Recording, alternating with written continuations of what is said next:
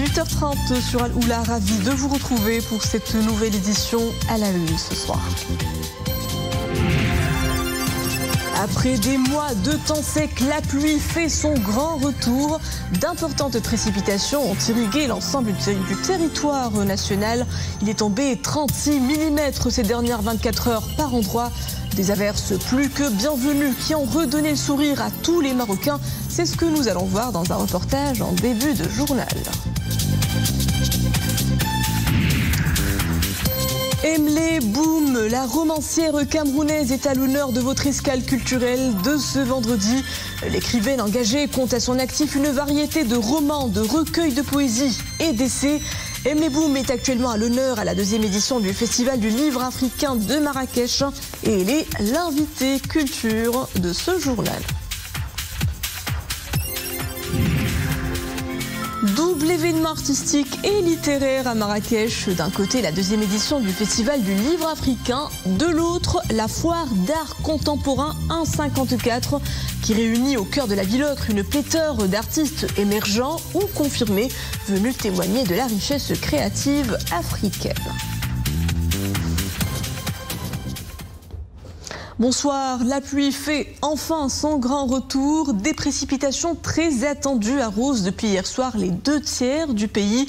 Vent et averses ont traversé le nord, le centre, les régions de l'Atlas, la rive méditerranéenne ainsi que l'orientale. Après des records d'ensoleillement, la pluie fait des heureux et le moins que l'on puisse dire, c'est que les Marocains se réjouissent de s'abriter enfin sous leur parapluie. Regardez ces images qui nous viennent de Fès et de Tétouan. Le reportage est de Mohamed Gnouni, le Romari Anwar, Saïd Najah, Fna Chakr Alaoui, sur un commentaire de Boukar Nabrit. À Fès, la pluie est de retour depuis hier soir. On a ressorti les parapluies. Les essuie-glaces sont activés.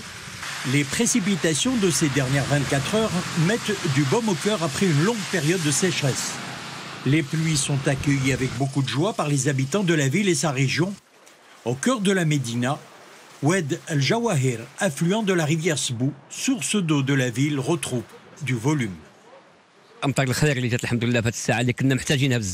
Nous sommes ravis du retour des pluies, nous en avions grandement besoin. Nous sommes ici au niveau de Oued Fès, appelé aussi Oued el-Jawahir, qui s'était asséché en raison du manque de précipitations.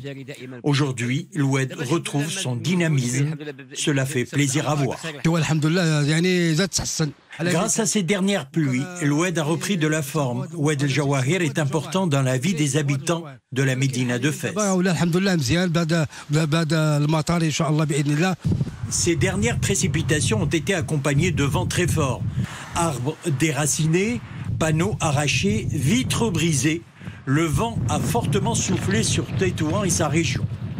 Les fortes rafales ont atteint les 100 km et plus, entraînant d'importants dégâts. Pour prévenir tout risque d'accident, la vigilance est de mise. Suite à la diffusion du bulletin d'alerte émis par la Direction générale de la météorologie, nous avons décidé d'informer tous les responsables des établissements scolaires de Tétouan et sa région de suspendre tous les cours ce vendredi. Le trafic aérien a également été suspendu. À Mdirk, les bateaux sont restés aussi à quai. Pour garantir la sécurité maritime, nous sommes en contact permanent avec les pêcheurs pour les tenir au courant des conditions météo dans la journée. Des informations météo que nous suivons d'ailleurs chaque jour à la télévision. Aujourd'hui, les bateaux doivent rester à quai. Les régions du nord du Maroc sont les principales bénéficiaires de ces dernières pluies. Le cumul a atteint les 56 mm à Tanger et 48 mm à Chefchaouen. Et ce temps pluvieux et venteux se poursuivra demain encore à travers le royaume. Prudence ce soir, de fortes rafales de vent atteignant les 100 à 120 km/h balayeront jusqu'à 23h.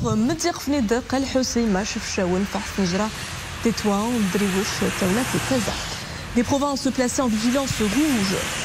Et l'épisode de venteux devra également persister dans le Haut et le Moyen Atlas, le Haouz, l'Oriental et le centre. Des régions où le vent soufflera fort entre 85 à 100 km/h. Pas d'accalmie prévue sur le front de la pluie. Il va falloir garder vos parapluies à portée de main. Dès ce vendredi minuit, de fortes pluies orageuses sont attendues dans les provinces de Tétouan, Ouazzane, Larache et Chefchaouen. Un temps pluvieux qui devra vous accompagner pour votre début de week-end. Puis des chutes de neige sur les sommets au-delà de 1900 mètres. Des flocons s'inviteront ce samedi à Ifran, Midel, Tinrir, Azilal, Bnimlal, Boulman, El Haouz, Gassif, Sfro et Taza.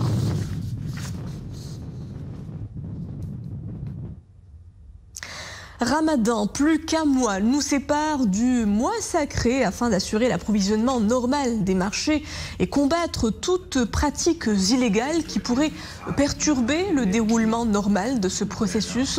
Une réunion s'est tenue au siège du ministère de l'Intérieur en présence de responsables des départements ministériels concernés pour l'examen des différentes mesures devant être prises en prévision du mois sacré de Ramadan.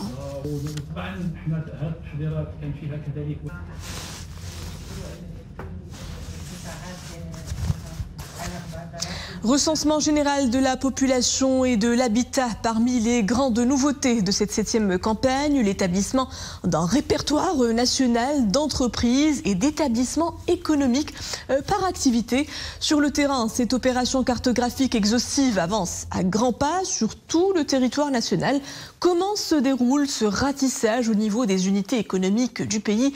Reportage à Agadir de Hijab Tsamek, Hasna Moussaoui et Oumé Marmouli.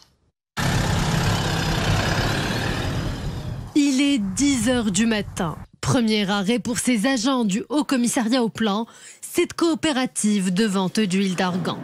Ici, l'équipe prendra note des informations la concernant. Une série de renseignements qui sera précieusement retranscrit dans ce logiciel spécialement créé pour faciliter l'opération de recensement.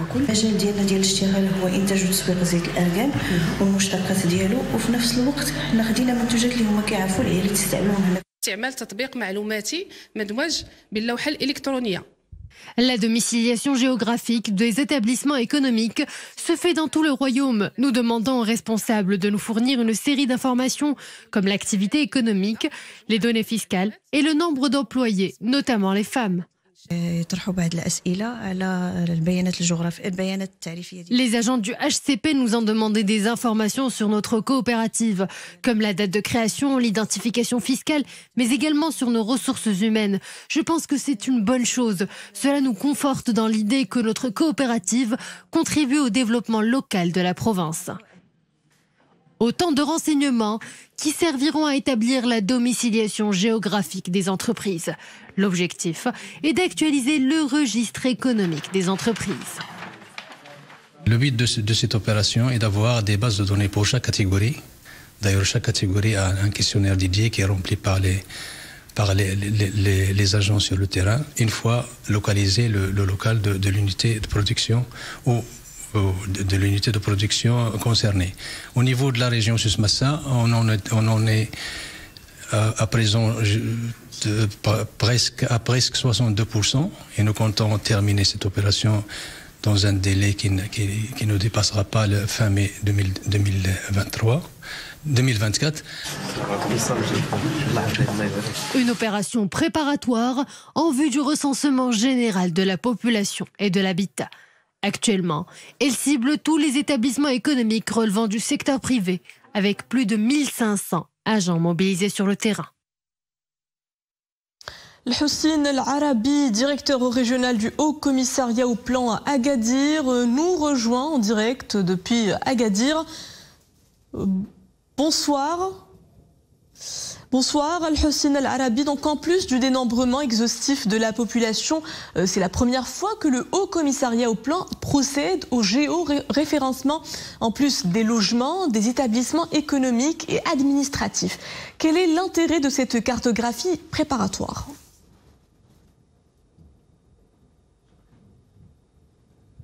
Bonsoir madame. Donc pour ce qui est de cette opération, je crois qu'il faut une précision. D'abord, son appellation, c'est la cartographie des établissements économiques, mais il cible 4 catégories d'unités de production ou d'unités productives. D'abord, les unités à but lucratif, donc les entreprises et tous les commerces de différentes sortes. La deuxième, ce sont les unités à but non lucratif, essentiellement les ONG, les représentations à caractère soit professionnel, soit politique, soit d'autres institutions. La troisième, ce sont les équipements publics, donc tout ce qui est administration publique et tout ce qui est équipements de proximité, équipements, disons, communaux.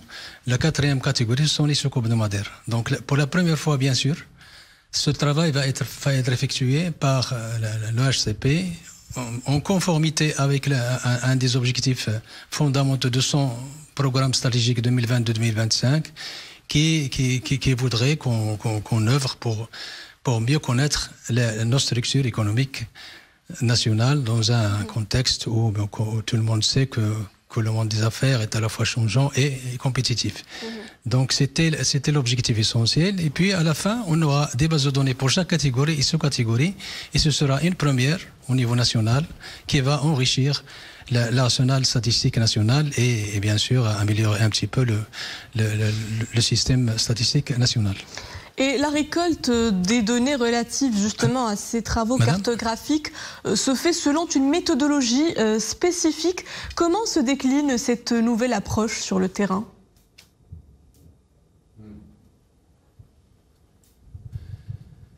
Eh bien, les unités en question sont identifiées à travers les travaux préparatoires du recensement général de la population et de l'habitat, c'est-à-dire les travaux cartographiques qui font un ratissage de tout le territoire national pour actualiser le dossier 2014, c'est-à-dire actualiser toutes les constructions au niveau urbain et actualiser également le nombre de ménages au niveau de chaque construction. Donc, au niveau de chaque construction urbaine, on identifie ces unités qui sont ciblées par la CEE, la cartographie des établissements économiques. Au niveau du rural, ce ciblage se fait au niveau des groupements de population, les devoirs et sous-devoirs, et puis les groupements annexes. Après cette opération d'identification, on procède à la géolocalisation de chaque unité, c'est-à-dire qu'il est localisé sur une carte numérique, ou numérisé, selon bien sûr les identifiants géographiques d'usage. Et puis on procède au remplissage d'un questionnaire qui a dont l'objectif bien sûr de réunir un maximum d'informations sur l'activité pour avoir une base de données ou un tableau de bord où seraient identifier toutes les activités qui sont exercées au niveau national, et puis des données sur l'emploi, sur les identifiants conventionnels, tels que les émotions, les identifiants de l'unité en relation avec sa gestion et bien sûr son activité propre.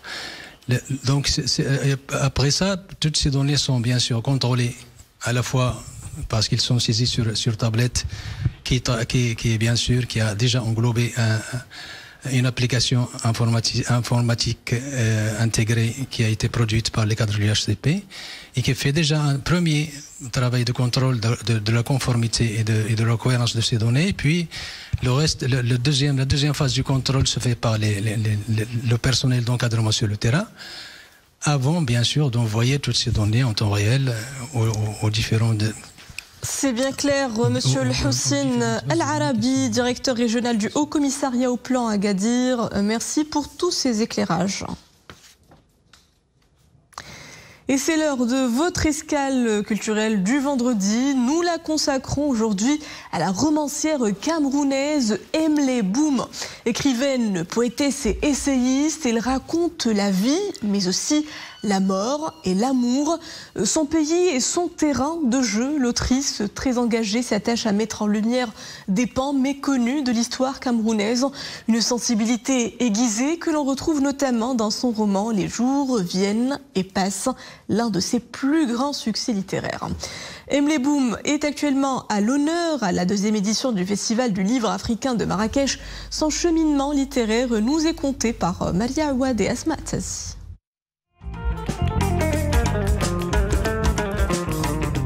Emle Boum, c'est un visage poupin duquel se dégage une sérénité à toute épreuve, mais aussi une approche socio-poétique que l'on retrouve au fil d'une narration intense. Native du Cameroun, la romancière multi-récompensée aime s'essayer au mélange des genres. Avec les maquisards, romans historiques, Emily Boom narre l'histoire d'un drame continu sous fond de lutte pour l'indépendance.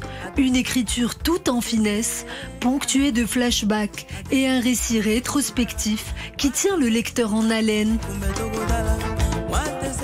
Autre roman, autre thématique engagée et pour le moins réaliste. Le clan des femmes narre le mariage forcé des petites filles en Afrique. Véritable plaidoyer contre cette gangrène qui ronge encore le continent africain.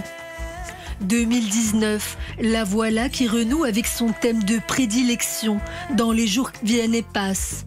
Roman au style Almodovar qui narre la vie de 3 générations de femmes et de leurs soubresauts. Des destins croisés et qui s'entremêlent comme un fil d'Ariane qu'il faut dénouer pour en extraire la catharsis libératrice.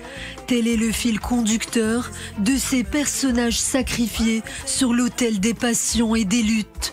Voilà ce qui fait aussi le génie d'Emily.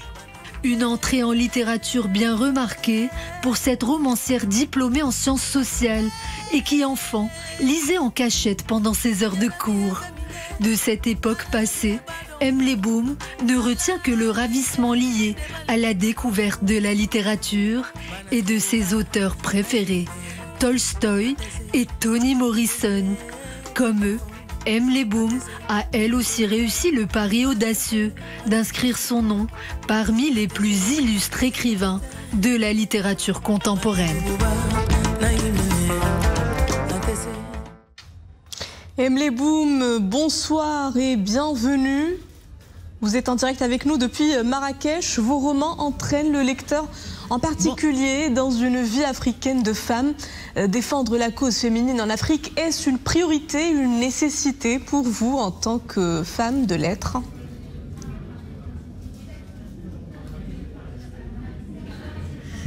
Je pense, bonjour, merci de m'inviter et merci de l'introduction que vous avez faite qui est très belle et qui me touche beaucoup. Oui, je pense que c'est une priorité de parler de l'Afrique, pas seulement ses femmes, ses hommes, ses femmes et ses enfants. Et comme vous avez dit tout à l'heure, d'entrelacer les récits pour raconter nos histoires qui sont éminemment romanesques et nos histoires qui restent encore à dire et à s'approprier. Voilà. Alors, les jours viennent et passent. Votre 4e roman vous a valu le prix Amadou Kourouma en 2020. Un roman polyphonique qui aborde le destin de 3 femmes camerounaises de 3 générations. Toutes ont à cœur de s'émanciper. Excusez-moi, je vous entends mal. Alors je me répète, c'est pour parler de votre roman, votre 4e roman, Les jours viennent et passent, qui est votre 4e roman qui vous a valu le prestigieux prix Amadou Kourouma en 2020. Un roman polyphonique qui aborde le destin de 3 femmes, de 3 générations, qui ont tout à cœur de s'émanciper dans un pays dominé dans un premier temps par l'idéologie du système colonial, un pays miné d'autre part par les violences de groupes terroristes. L'écriture peut-elle être une arme efficace contre l'oubli et l'amnésie ?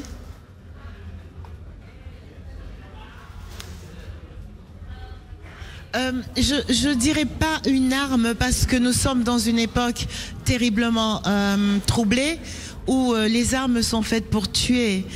Je n'appelle pas ça une arme, j'appelle ça une façon d'adresser, d'ouvrir le dialogue et de créer des liens. C'est le contraire d'une arme, l'écriture. Elle n'est pas là pour persuader malgré. Elle n'est pas là pour persuader de force. Elle est là, au contraire, pour amener les uns et les autres, pour faire famille et pour faire lien. Voilà. Pour moi, c'est au-delà de... Je me méfie des armes. Je n'aime pas. Vous parlez aussi de l'exil et de l'identité dans votre dernier roman, Le rêve du pêcheur. Un grand livre justement qui traite de ces 2 thématiques. Que nous dites-vous justement de l'exil et de l'identité ?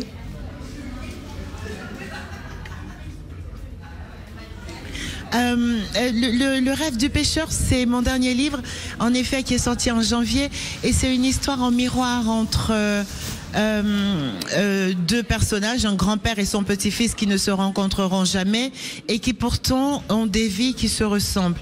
Et ça parle d'exil, ça parle de transmission, ça parle de tous les chemins que nous prenons et toutes les géographies que nous portons en nous.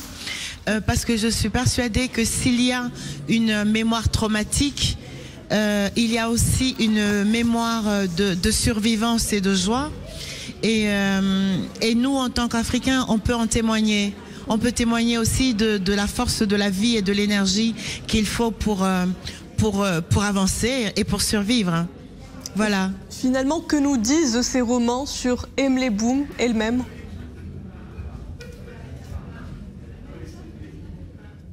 Alors, j'ai coutume de dire que les écrivains sont leurs propres matériaux. C'est-à-dire, évidemment, que tous les livres sont moi, une partie de moi, une partie profonde de moi et tout l'entourage et le monde qui nous entoure, dont je suis témoin privilégié et contemporaine. Et d'un autre côté, à partir du moment où ils deviennent matériaux romanesques et littéraires, ce n'est plus tout à fait moi, ce n'est plus tout à fait le monde, ça devient une interprétation du réel qui m'appartient en tant que romancière et que j'offre au lecteur.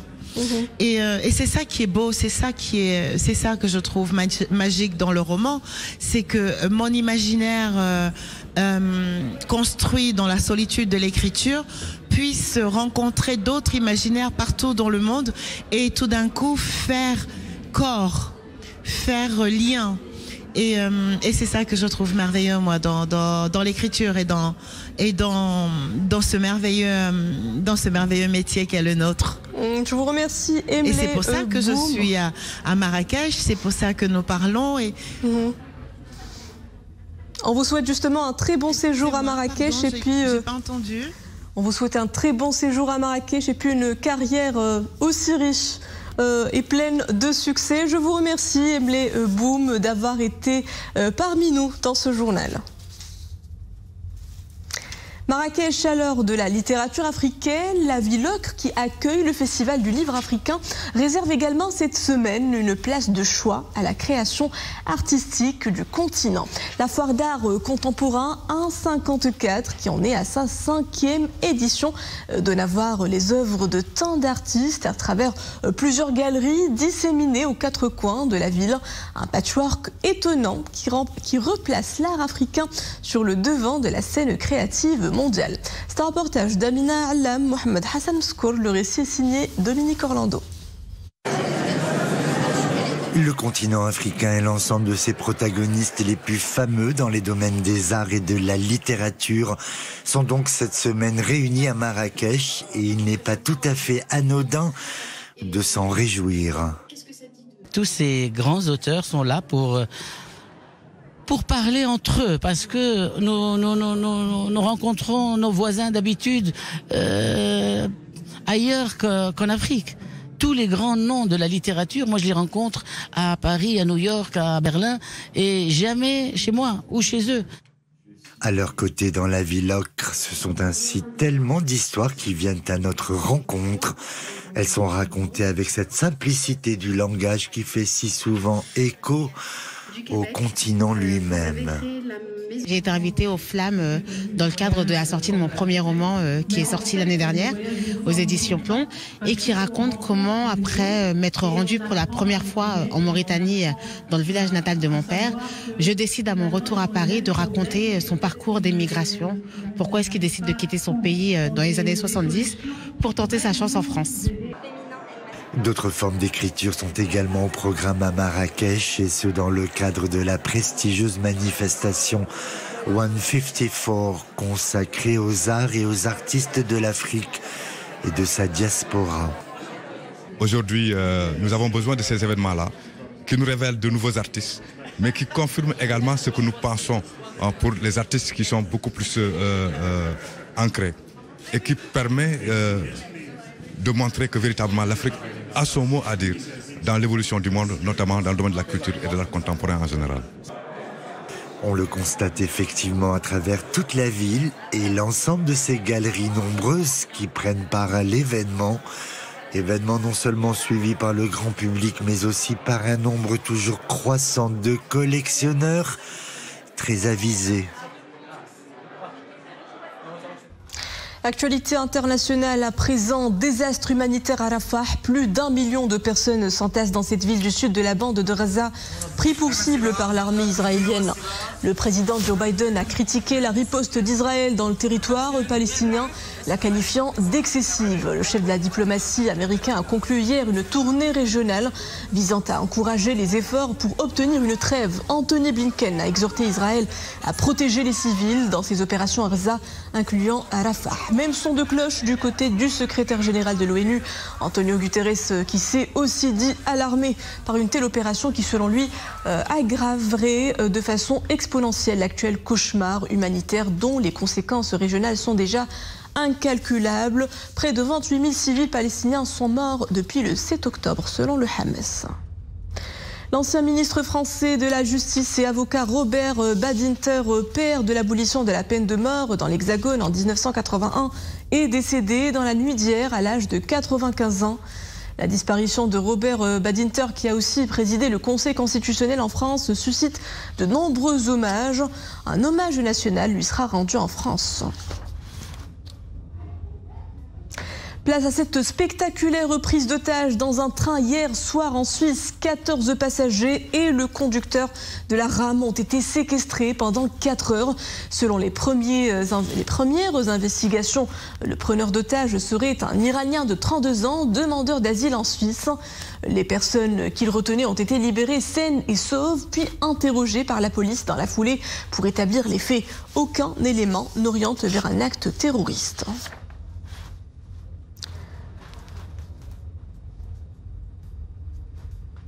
Retour chez nous à Guerguerat, où une mise en échec d'une tentative d'introduction de plus de 47 kilos de cocaïne au Maroc a eu lieu hier, jeudi après-midi. Cette opération conjointe des éléments de la Sûreté nationale et des services des douanes au passage frontalier entre le Maroc et la Mauritanie a permis l'avortement de trafic de drogue dure chargé depuis un pays d'Afrique subsaharienne. À bord d'un camion de transport international, le chauffeur du camion de nationalité marocaine a été arrêté et placé en garde à vue sous la supervision du parquet compétent.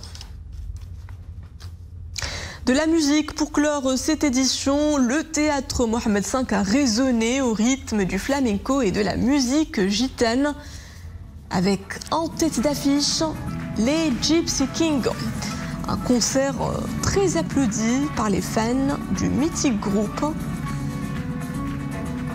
qui n'a rien perdu de son âme authentique d'antan.